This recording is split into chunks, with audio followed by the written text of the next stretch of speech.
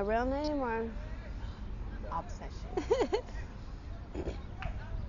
My name is Obsession, and my website is clubobsession.com. Okay, tell us how you got started in doing movies. When did it begin? Wow. It began, I guess, somewhere in 95, 94. I answered an ad in the LA Weekly for figure models. And at the time, it was just, I only wanted to do like photos. I didn't want to do video or anything like that. So the ad was basically a lead up to, you do your photo sets and you lead up to doing video somewhere down the line. And that's kind of how I got started.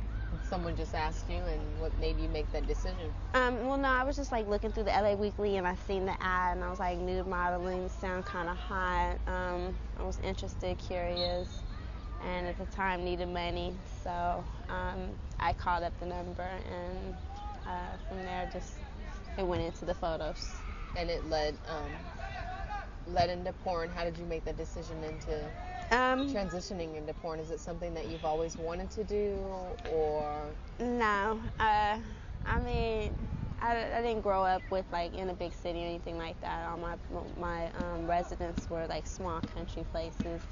When I answered the ad and I decided to do the photos, I was just mostly curious as to what the production was like, how it went on. I hadn't really watched porn before then. I used to watch a lot of HBO specials or HBO Cinemax, late night movies. Mm-hmm. When I did decide to do the photos, the lady, she kept pushing me, this was going to go to video, it's going to go to video. And I was like, I don't want that. So I'd say about a year down the line, it was that or nothing, and I told her no. So I had stopped doing the photos at that point.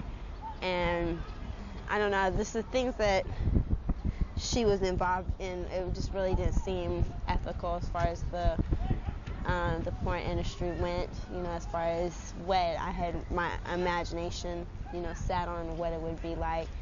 I took about a year break, and then I decided that, like I said, that wasn't what I thought the vision would be of that. And so I went back to the LA Weekly, and I answered a different ad, and it didn't read the same thing. It was more of an agency type ad, and I went down and took photos, and from there I started out for my first magazine layout shoot. And the guy that was my photographer that day, he goes, I really want to shoot you video. And I was like, wow, is the guy going to be cute? And he goes, I can find you a cute guy. And I said, okay, well, as long as he's really, really cute, then I think I can do it. And about 2 weeks later, he called me, and we set up our first video shoot. Was he cute? Yes. He's actually the name on your shirt.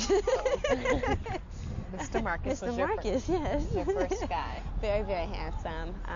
He had his little short hairstyle with the curly top back then, and wore the jean overalls, no shirt on, and drove a white Corvette and stuff. And so, how was the first scene with Mr. Marcus? So you got what you wanted. You wanted someone cute. So how did your first scene go, as far as what you were thinking it would go like before you got there?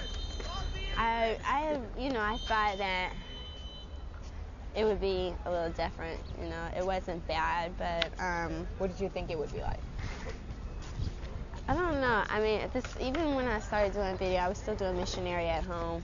My sex education level was, I knew about the birds and the bees and babies and all that, but as far as positions and moaning and all that, I didn't have no experience on it at all. And that was like my biggest fear with it was, they would tell you not to look in the camera, and you'd always want to look in the camera to see what was going on. And then the guy, the photographer, would be like, you gotta moan. And I'm like, I don't want to moan, that's like, it's more of a pride thing with me. If you can make me moan, then, I'm letting you know that you're doing it too good, and I can't do that. So, you know, so it was just like I was shy. I didn't want to show my face. My cat like hiding my face, and it was an anal scene too. And Your first scene was an anal scene? Yeah, my first scene was an anal scene. Even though I had experienced anal with my first guy that I never really started experimenting with sex with, it was only with him. So when we got to the anal, I mean, I didn't even know anything about prepping and, you know, making sure it's clean and all that type of stuff. So how was that? Who told you? Well, eventually you learn, you know, because as each set goes by, you know, they're asking you, do you want dish, do you need enema? And you're like, okay, this is the things I need to do. But even for me, I mean, with my first love, we weren't really lube. We were just kind of drunk, flowing around, and just slid into the wrong hole type situation. But it was like quite different once you knew it was coming. Yeah. So I was like, I remember being leaned over this couch while Marcus is trying to stuff his stuff in my ass, and you know, I was just thinking like, oh my God, this is hurting. And then he's like, oh, you gotta lube it up, and then you gotta next thing you know, you gotta lube on it in your butt, and that's not always necessarily a good thing, but you know, it went fine. There was no messes or anything like that. But did you find that they were nice? I mean, that they helped you through it? I mean, this is your first time doing a scene. No, nobody never helps you. On top of it being nobody never helps you through this industry, from what I've learned. Even the times that I've offered advice to girls, they rarely ever listen. They rarely ever take your advice. They think they know everything already, and you know, they learn their lessons as they go through the years of the, you know, of the tricks and the trades, and what not to eat the night before, and you know, things that you should eat, you know, a few days prior to, and you know, all that type of stuff. So what are some of the things that you should not eat before? No Taco Bell. No burritos, no nothing, you know, no Hispanic dishes at all, nothing spicy. You want to stay away from the red sauces, pastas, and stuff like that. I usually try to eat like chicken, and I'll do salads for a few days prior to, just so, you know, it's like you don't have the, you know, you have more of a thick, you know, shit or whatever. So do you feel like you have it down now, or are you still learning? I mean, there's still times I fuck up, you know, because I forget that I may have a scene, because I don't work as much as I used to. I used to really think about that, you know, on a consistent basis if I was working a lot. But nowadays, you know, I don't work that much, so, you know, I think, oh, like, I'll be fine, I'm a professional, and then next thing I know, I'm like, I've been out half the night, and I'm stopping at Del Taco, and then in the morning I wake up like, damn, I have an anal scene today, and it's not a good idea. You know, I just ate a quesadilla with cheese and some nachos and stuff, so, you know, there's times I fuck up, but... So why is it that you're not working as much anymore? Well, I'm at a point in my career, I've been around for a long time, and it's not necessarily that I think I'm old or people generally think that I'm old. It's just the overall view is just always the new. Okay. It's not that I'm. Yeah, it's not that I'm the new. I mean, I'm not an old girl, but it's just like, you know, I've been seen in everything. I've done everything. My rates are a little bit higher now too, so they tend to use me less frequently, because, you know, their thought is like, oh, if you work for like $600, we can use you 3 times a month. You know, and then if you want to work for 1,000 or they want to be like, oh, we can only use you once. So they try to play a game with you sometimes too. You know, with the. Are these the different companies? Are you contracted to one person? Yeah, they're all the same companies. I mean, they all have that same little motto. Well, you know, some companies, they don't care about the price, but I mean, it all boils down to they can't put you in everything, you know, but they try to use the money issue as a way of saying that, you know, if your waist were lower, we'd use you more, and it's really not necessarily true. Some companies will, yes. It's, you know, usually the amateur type stuff. How did you choose your rates? For a long time, I didn't choose rates. I let them choose. I didn't know there were certain things as, you know, what they would call me and say, well... Like your first anal scene, did you know? No, I didn't. I had no clue. I mean, Marcus helped me out with a lot of the, you know, the rates at that time when I first started. You know, because he took me to different companies, and he told me, you know, this is what you should do, this is what you shouldn't do. But then over time, too, you get the people that call up and say, you know what, we're really on a budget, and, you know, all we have to offer you is like, you know, $200 or $300, and you don't know whether they're telling the truth or not, because if you're not that far in the game, it sounds logical to you. But, you know, every once in a while, I take like a lower rate or whatever.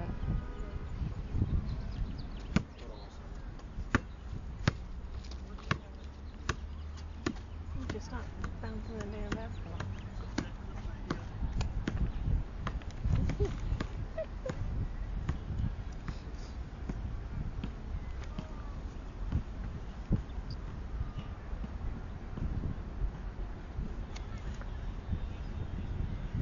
So would you say that your how would you say that the ride has been since the time that you started to now? To the point that you are now, that you're saying that you're not working as much, are you saying that you're retiring, or you're just kind of slowing down? Or it's a natural process to slow down. I've been able to prolong my existence in the industry, but a lot of girls, they just disappear. You know, it just how gets have you to. Done that? Like, how have you prolonged? Well, I mean, even though I started with my first scene was the anal, I didn't do girl. I wasn't into girls. I didn't do DPs. I don't, like, right now, and I never have. I don't do gangbangs. That's yet something I've never done. But, you know, as time, I've gotten comfortable with girls, and I've been able to, you know, learn how to work around touching the areas I don't want to touch, or, you know, lick the areas I don't want to lick. So you're not into girls? I'm more so now, yes. But it's something that kind of had to grow on to me, I think. I mean, I always remember being in junior high, looking at girls, looking at their butts and their figures, and like, okay, she's cute. And, you know, I think more so it was because I always hung out with the boys. I was kind of a tomboy growing up, so I could relate to them, men more that way. But, you know, hanging out and be like, oh, yeah, she's got a cute ass or whatever. But then, too, my first, I guess, 4 or 5 best friends always tried to fuck me, too, at some point in my life. So I think it was more of like a curiosity thing than anything. But I'm more comfortable with it now to say, okay, yeah, I'd do a girl if she was in the mix. But ultimately, there still has to be a penis somewhere in there. How do you feel about being categorized as, and do you feel like you're categorized as a black porn star versus like you know, like a mainstream? Like, how do you feel about that? Or do you feel like you're not? I don't really have an opinion on that. I mean, I don't. Do you feel like even though ultimately that way, am, like most of your movies. There's been a time, yes, I definitely have. But that was because I didn't know what it took to get to the more higher payer, you know, the higher, more upper class, not upper class, but more sensual and erotic type stuff, as opposed to just the you know, the backyard boogie or the boogie bootylicious type stuff. You know, when you definitely have to act and carry yourself in a certain mannerism too in this industry before they'll perceive you as non-amateur. You know, if you never grow out of the hood mentality, if you never grow out of acting a certain way, or even, you know, acting slightly ghetto, they won't really recognize you and won't really try to hire you. But I don't necessarily, you know, so I'm not necessarily trying to say that that's like a black-oriented type thing. It's mostly with any of the girls. There was a point in time, you know, where people were saying, you know, I'm the top black porn star right now, but that's kind of something I've had to deal with all my life because I am mixed. So, you know, I've lived in a lot of white worlds, and even still there, I'm black. So I don't have a decision on that to make. Did you have an opinion on which way you wanted to go? I mean, my mom's never put that on me, so I wasn't grown up to be, I wasn't taught to be black or white. Until I came to California, I really even never knew any black people. What about in the porn industry? Do you have a personal favorite that you would rather do? What type of movies? I definitely rather do interracial.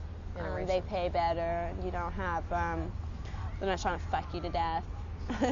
You know, they're not trying to make you do like ass to mouth. I mean, some of them do, but that's, you know, their normal characteristics for their company. They're like, you know, like Extreme does extreme type videos. You know, they go to the extreme. Like video team, they have a few lines that you know are kind of you know so where it could get a little funky or a little bit more out there, but then they also have their lines too that are very simple and you know regular, I guess you could say.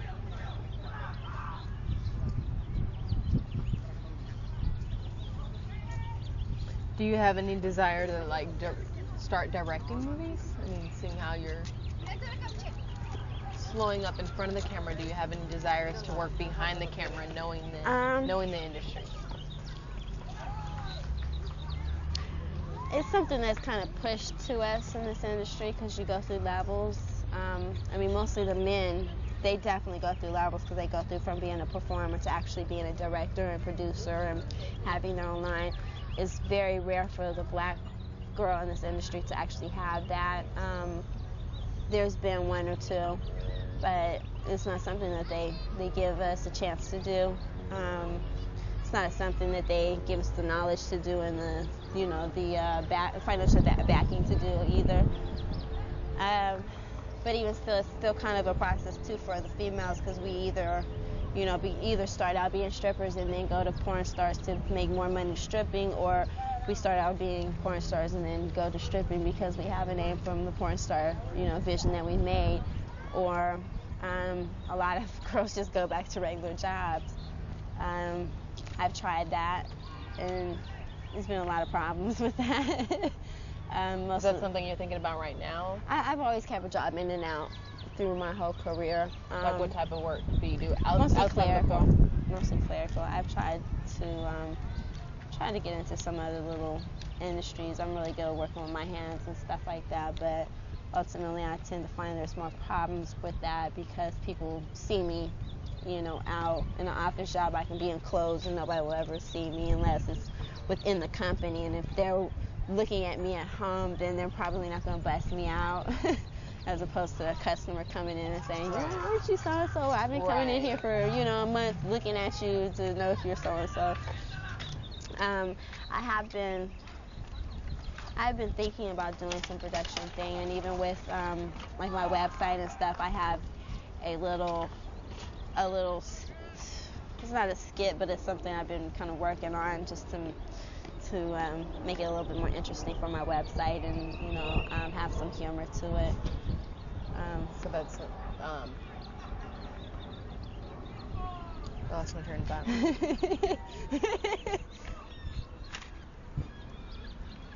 So ultimately, where will Obsession be in 5 years? But I definitely will have my website together and hopefully have myself as a Obsession as a company and as a business more put together. Kids? No, marriage? Probably not. I've always seeked, you know, the household thing, but it's never came to me yet. I tend to get in bad relationships. Is that due to the industry? Like no, I mean, I've tried different types of guys, so it's not necessarily, you know, due to the industry, but a lot of the times, you know, guys can either handle it, and the ones that can handle it are usually cheaters within themselves. You know, because I do what I do, I don't expect a guy to be like, okay, well, she fucks for a living, let me just go fuck anybody, and they're not getting paid for fucking. You know, to me, that's a cheater. If they're making something out of it, then I guess it's not. It's more of an equal, an equal exchange. Mm-hmm. But I've kind of given up on the marriage thing for right now. So, blind date didn't work out? Oh, definitely not. Definitely not. Tell me about that day. The whole thing in general. I seen it. I wanted to see how it worked. I'm gonna kill you for this one. As he stands there like, I didn't say nothing. Yeah, I wanted to see how it worked. I thought it would be interesting. I was dating somebody at the time, but ultimately I wanted to go on as myself, and somebody busted me out and put my true identity. But they didn't tell the guy, but they think they knew when the first time they interviewed me who I was and stuff. The date didn't work out. No, he was a square. I didn't ask for a square. I didn't even ask for a light-skinned guy with curly hair. I don't usually date guys with curly. I don't like the real feminine-looking thing. Yeah, the pretty boy thing going. He was a nice guy. We had some things in common. Like places we had lived and places we had been from. But ultimately, I think he just didn't sense. We were like, both felt that we were attractive people or whatever, but just personality-wise, we just didn't click. And I think he sensed that, but, neither one of us really wanted to have a bad date, so we just kept it, kept it cool and mellow. So where do you look now? Blind date. University. So how is your search for love now? Are you currently with someone? Or? No, I currently just got out of a relationship. And I'm not really looking for a new one right now. I'm just kind of thinking about myself. I've had 3 long relationships and really haven't had time in between each one to take care of myself and do the things that I want to do. Because I'm always catering to a guy and what he wants me to do, and oh, don't go out here, don't go to this club, don't do that. So now I'm just kind of like traveling. I'm all over the place. If my girlfriend calls tomorrow and says you want to go to Florida to hang out with so-and-so, I'm available to say yes. And we're taking the opportunities and having a little bit of fun. What about family? How does your family feel about what you do? They don't all know. Who's not all, like mom, dad, brothers, my sisters? Mom knows. My mom knows. My real dad, I don't think he knows. My stepdad knows. My youngest brother knows. The people that are, I can't really say closest, or the people that I have one of those families where I was always the good girl, I guess, and I was always the one seen where I've never done nothing wrong, or I don't do things wrong, and I don't drink, I don't smoke weed, or I don't do whatever. And people like my mom and my cousin are like my closest to me, that know that I'm not a perfect angel. How does your mom feel? What did she say when you first told her? What was that day like? It's funny because everything I wanted to do in life, she told me, oh, that doesn't pay no money, don't do that. You need to get married to somebody that's rich and have them take care of you. And now it's like, when I go to tell her I do porn, she goes, oh, well, I hope you're being safe. So I was waiting for the big moment of you shouldn't do that, but it never came out her mouth. My mom has always been like my friend instead of my mom, which is kind of it's an interesting thing, because when she went to discipline me, I was just like, I didn't want to hear that, because she's always been my friend. Mm-hmm. But I think I tried to tell my grandma, and I think she made a comment like, you have to suck those thingies, and I said, yeah, I'm sucking the thingies, and I don't think she believed me though. She's never said anything about it, and she's never mentioned it actually after that.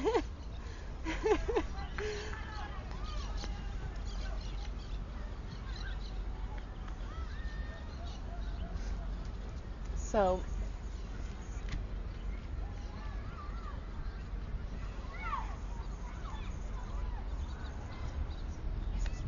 in being safe, how safe can you be in doing porn?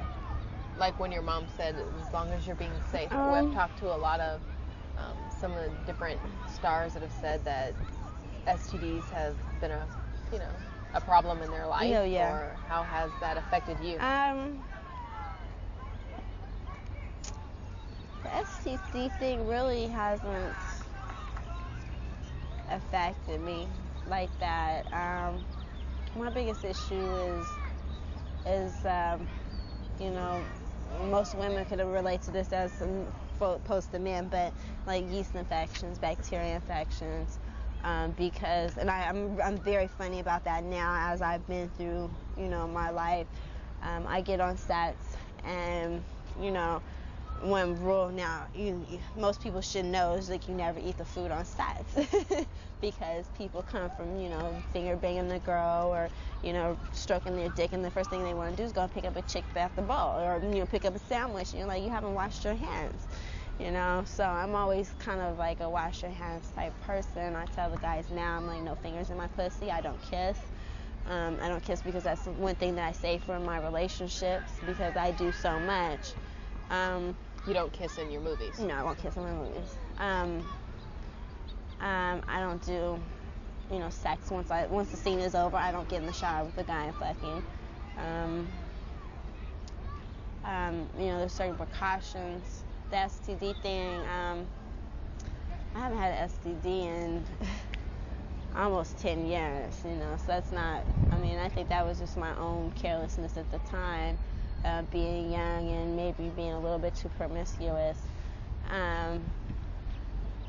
Do you fear like AIDS at all, or do you do movies? Are you doing movies now that they use condoms, or? No, I did have my own scare. It's about 5 years ago. The last person that came up with AIDS, to my knowledge, was Tony Montana.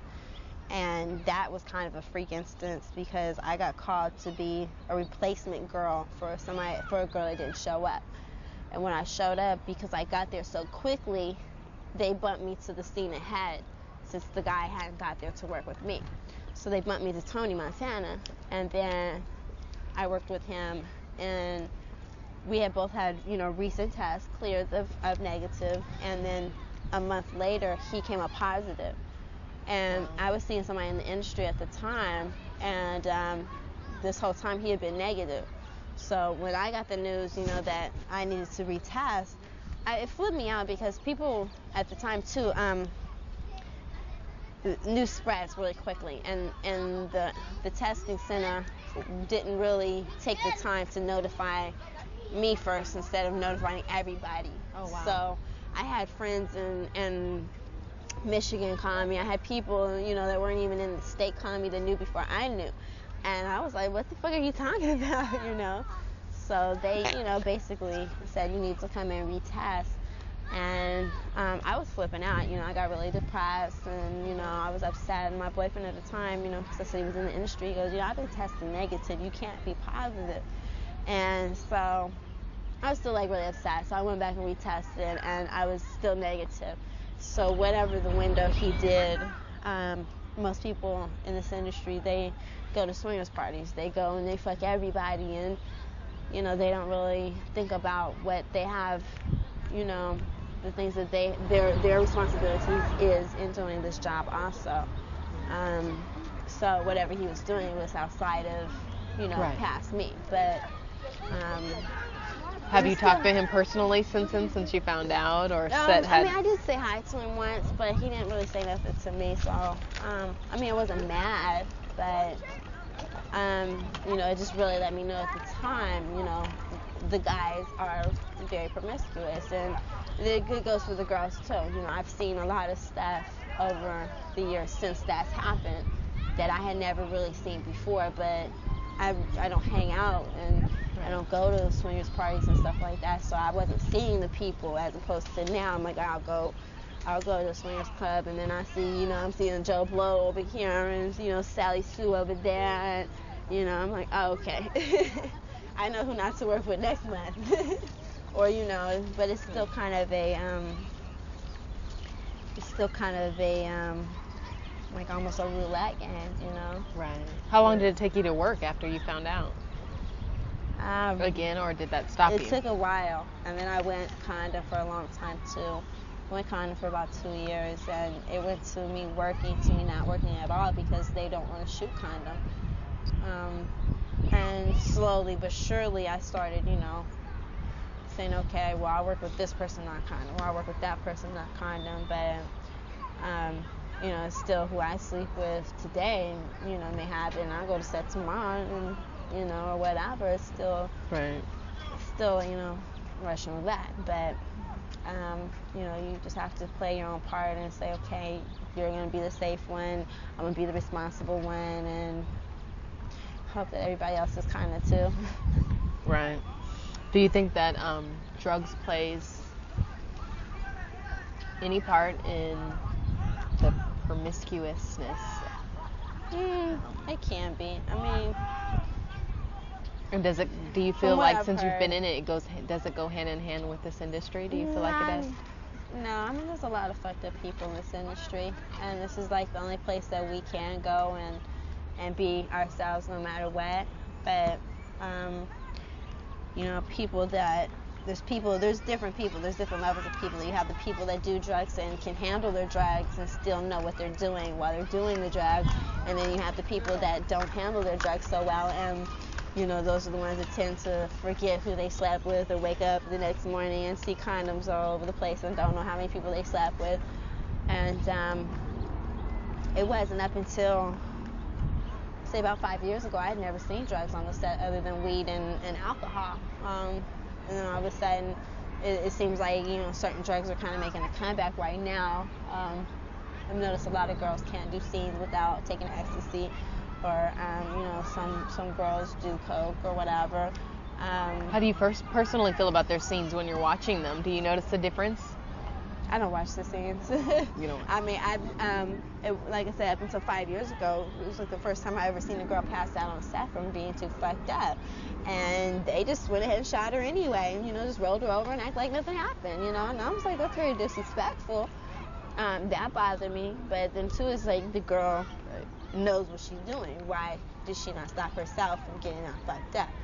But some people can't deal with it mentally to do it this sober way. Speaking of respect, how was your Sex in the Studio? How was that? Just working, the difference between working with people that are in the music industry and doing porn versus people who know what they're doing already because they're in the porn industry. Was it a big difference, and was that hard? That's one of my most irritating things about this industry. Sex in the Studio was not the first, hip hop thing that I'd done. I was originally in Snoop Dogg's Doggy Style. Yeah. And from there, I was in the Tretch video. I was going to the theme Tretch. From there, I did Sex in the Studio, and then I also was in Ice-T's Pimpin' 101 too. Pimpin' 101, that was a professionally done thing because it was done by adult company. The Snoop Dogg thing was separated into 2 days, the adult day and then the non-adult day. So that went fine because, the people that had to do their adult stuff did the adult stuff without the interference of, everybody else. The Sex in the Studio thing tended to lag on a little bit. I think theirs is a little bit more, the most interesting, somewhat. A different little concept, should I say. Not the most interesting, but the beginning of their stuff was very chaotic, because they were shooting themselves and stuff. So my first day that I was supposed to shoot, I was supposed to do a BJ shoot, and they switched my times without telling me. So I'm sitting at the place waiting at noon, and nobody's there. And I'm calling people, and they're like, oh yeah, we moved it to 4:30. And I'm like, you could have just called me and told me that. I've been up.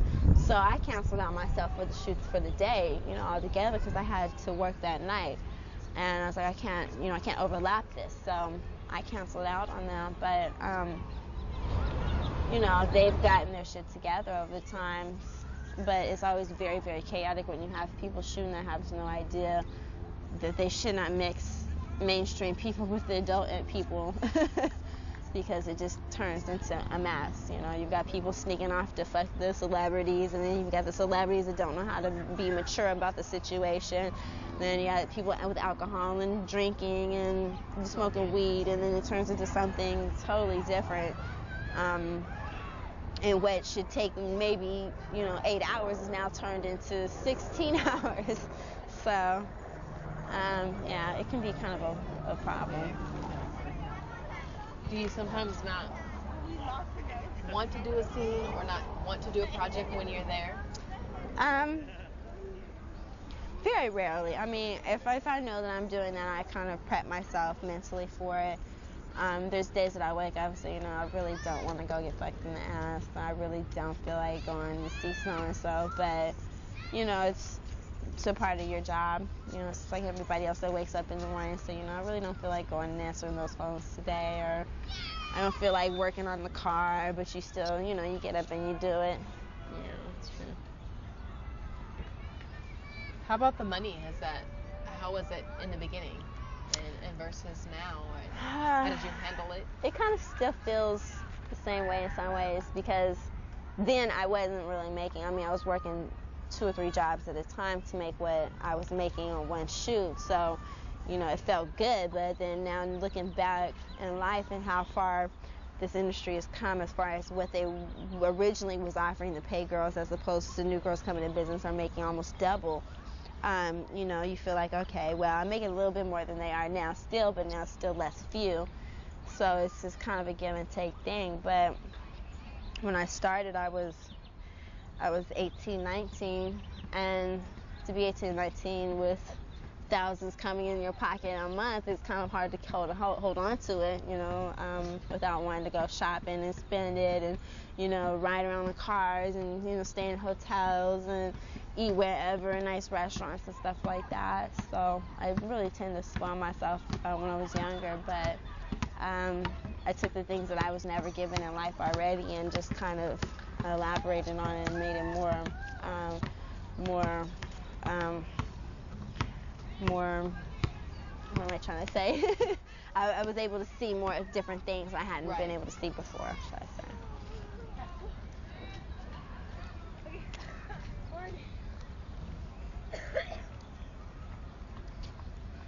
Outside of porn, do you have any other dreams or aspirations that you see yourself doing later? I've always wanted to go to a 4-year college and actually finish. Where would you go? I don't know. I don't have like a necessarily dream of going to UCLA or anything like that. Over the last couple of years, I've gotten like a little knowledge of fraternity type stuff, and I always be like, that seems like it'd be so cool to go to a 4-year college and be in a fraternity and cheerlead or something like that. Stuff that I was never into in high school. But it's not necessarily something that won't never happen. I do go in and out of school, every now and then I'll go and check into school and find something to do with myself. My dream thing that I'd always really wanted to do was be an archaeologist. I was always into digging and finding things. I was just into that whole aspect of, that type of life, bones and all that. And as I'm getting older, I'm more into Egyptology and stuff like that. So I'm really into like Atlantis and Titanic type stuff.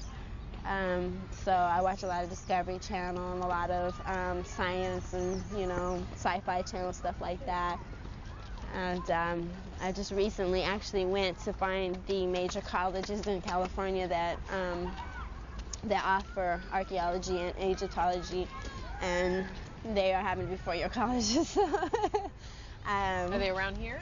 No. One in Santa Barbara, and they're really, really good. And I think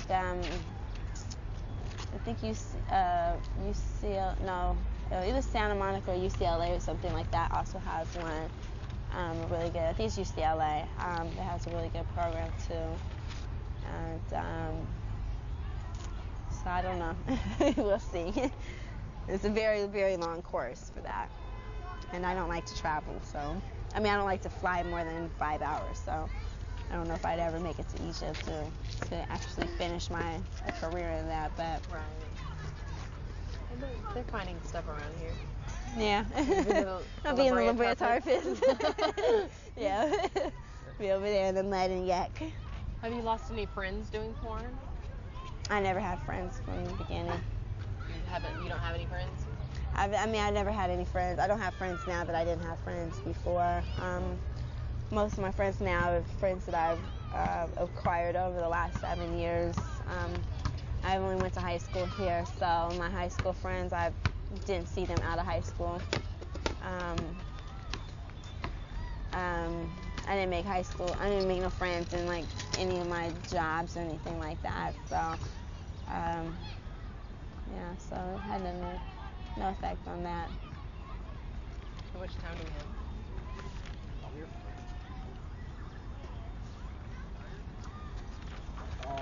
How much time?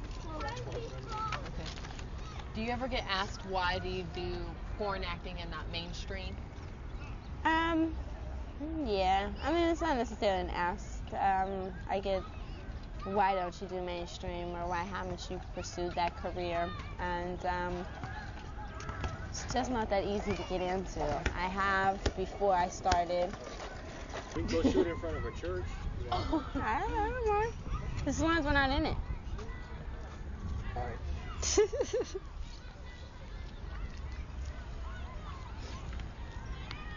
Mainstream. Yeah, mainstream. I mean, mainstream is really not that easy to get into. Is it something that you want to do, though? Or that you wanted to do? Probably not necessarily. It was more my grandmother's wish for me. Mm-hmm. She'd always wanted me to be in movies and be an actress and be a model and all that, glamorous type stuff.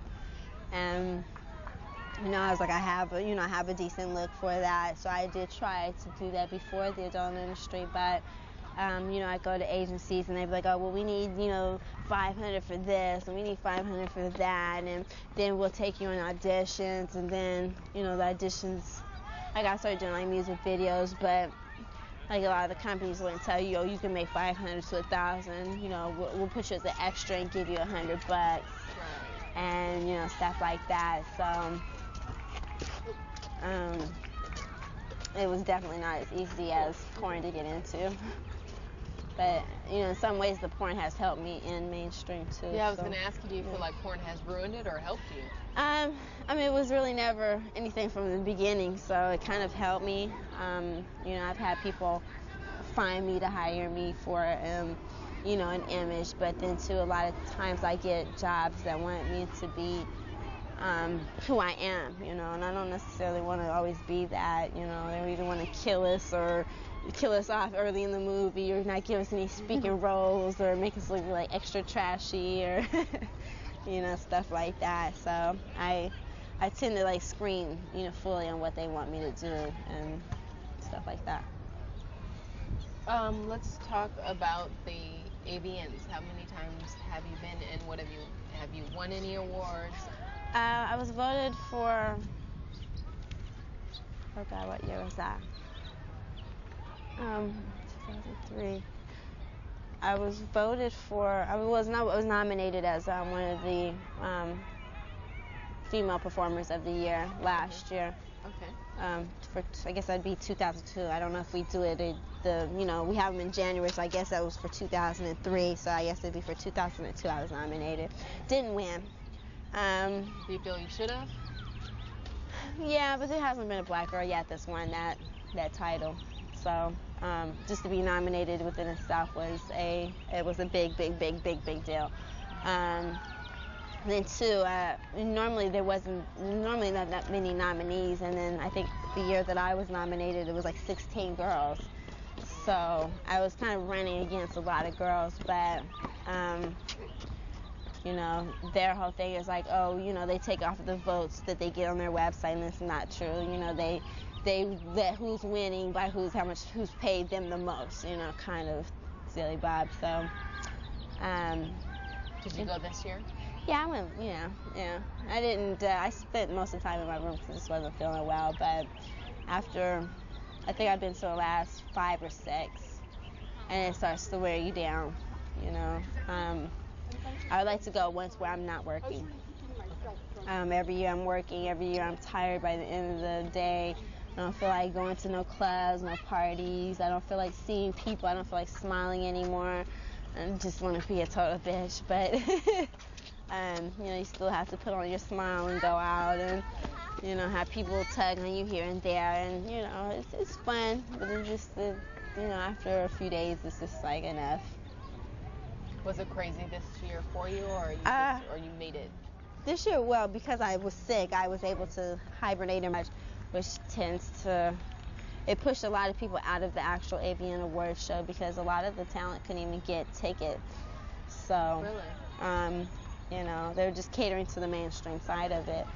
And I mean, last year it wasn't as bad, but it was still it was just still crazy chaos.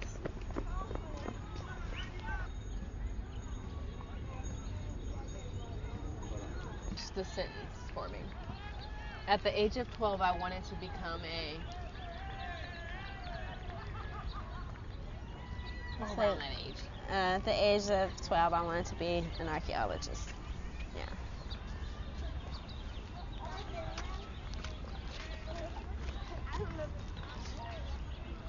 Sex is good with. Do I need to give the name? You could say strawberries for all I can. Oh, okay. I'd rather hear a name. You got some names, girl. I mean, by all means. Can't give you names. You already said that. Sex is good with. Sex is good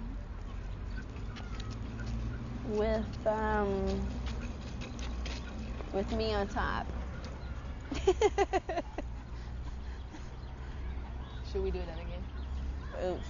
Am I killing the kids? One more time. Sex is good with. Sex is good with me on top. The greatest moment in my life was. Oh gosh, these are hard questions. The greatest moment in my life was always is when I get my period every month. When you get your period each month is the greatest. Yes. That's a bad moment for me. If I was a millionaire, I would. If I was a millionaire, I would. This is gonna go like to some like Miss America pageant thing here now. If I was a millionaire, I would buy my grandmother a house and have her have all the medical care she needs provided to her. I'm gonna play the name game. I'm gonna give you the name. Say the name back to me, and the first thing that comes to your head. The first word. So I repeat the name and then something that comes in. What comes to your head? Larry Flint. Larry Flint. Sex. Bill Margold. I don't know who that is. Jenna Jameson. Jenna Jameson, the hottest girl in porn ever.